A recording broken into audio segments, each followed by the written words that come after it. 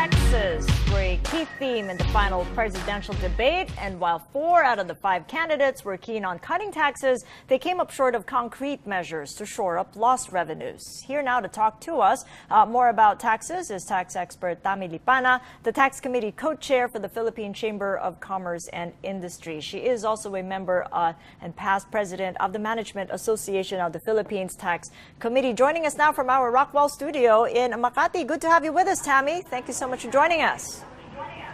Thank you, Kathy, for inviting me to your program. So what do you make of the presidential bet's tax proposals in the final debate? They are interesting because they have different views. For instance, one candidate, Vice President Binay, said that he would propose tax exemption of individuals with 30,000 pesos monthly compensation. And I think Senator Grace Poe said that she is also for the lowering of taxes.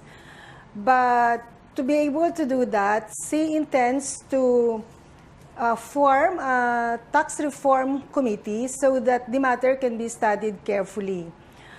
I think in the case of Mayor Duterte, he thinks that this matter should be also looked at, but by a tax committee.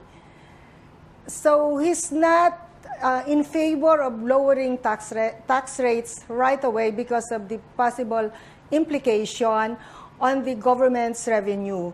In the case of former Secretary Mar Rojas, I think I heard him say, or I read, that he thinks that those proposals to lower taxes are papuagi points, and he believes that I think this also should be studied carefully in view of the implication on the revenue of the government. As you correctly pointed out, cutting taxes is just one part of the equation, and finding an alternate means to raise revenues is another. So do you think the candidates managed to communicate that clearly on how they plan to compensate for lower tax collections? I think not all of them. In the case of Vice President Binay, because he's representative for taxation, or the person who explained his tax reform proposal is a former Secretary of Finance, Teves. I think he explained that the taxes that would be lost, or the collections that would not be that the government would not collect by way of reduction of taxes or by way of tax exemption, can be recovered through better tax administration, improving tax collection efficiency, and then curbing smuggling, and also rationalizing tax incentives. So I think those are, I would agree that if there's a tax reduction, there should be a way to recover what the government will lose in terms of tax exemption. And you put a caveat there, if there needs to be a tax reduction. So what needs to be done, Tammy? I mean, you've long advocated for a review of the entire National Internal Revenue Code and the local tax code. Yes, because our tax system is quite complicated. And there are a lot of requirements that are being asked from taxpayers. So not all taxpayers are able to comply with these tax requirements. So indeed, there is a need to simplify the tax system. For example, maybe we can have a different tax system for the small businesses so that compliance would be easier. Because as you know, small businesses, they cannot afford to hire tax persons or accounting persons to attend to all these complicated requirements. So I'm for simplification of the tax system. Also the tax administration and the collection system. Because right now, when taxpayers are assessed, they have difficulty contesting the assessments, obviously because of the system by which tax findings are raised. Okay.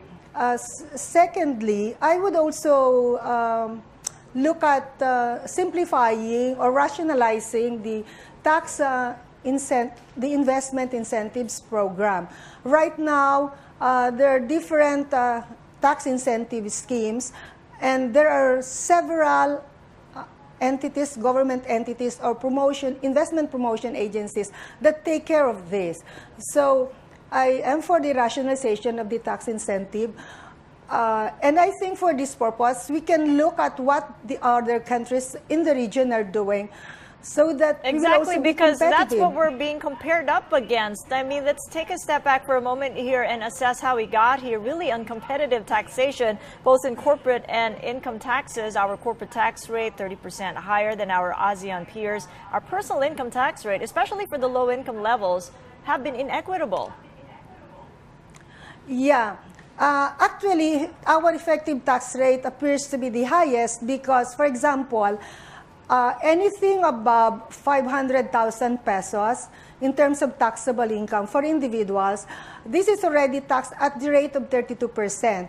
On the first 500,000 pesos, the tax rate is 25%. The effective tax rate is 25%. It's 125,000 pesos on 500,000 taxable income. In the other countries, their effective tax rate, I think the next to our country is Vietnam, if I'm not mistaken, it's 20%. And also, our tax rates are high in the sense that the tax base that we have is higher. For example, as I said, 32% is applicable to income above 500,000 pesos. In other countries, maybe their tax rate is 35%, but that applies to probably about 2.5 million pesos, the equivalent of their currency in our currencies, 2.5 million or even more. So that makes our tax rates effectively higher.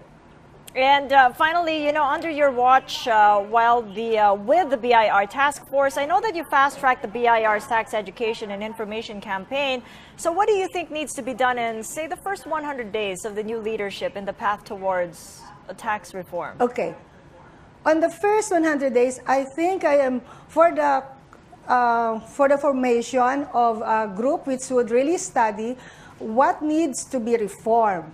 Because if only I know that there are some bills already in Congress which are for the lowering of tax rates, but this is just one aspect of the tax reform. So really there should be a group, a commission or a committee or a task force which should really study how to come up with a very effective, efficient, and fair tax system. So that's one, because it is a major matter. You cannot just do it in one sitting if you really want to do an honest-to-goodness tax reform. And probably if you will do that, maybe a tax amnesty for those who did not comply, properly in the past may be considered in order to have a clean slate. I mean, start anew and really implement the tax laws and regulations strictly thereafter. Wow, sounds like a lot of homework for the first 100 days. Thank you so much for joining us and for the assessment there. Tami Lipana of the PCCI.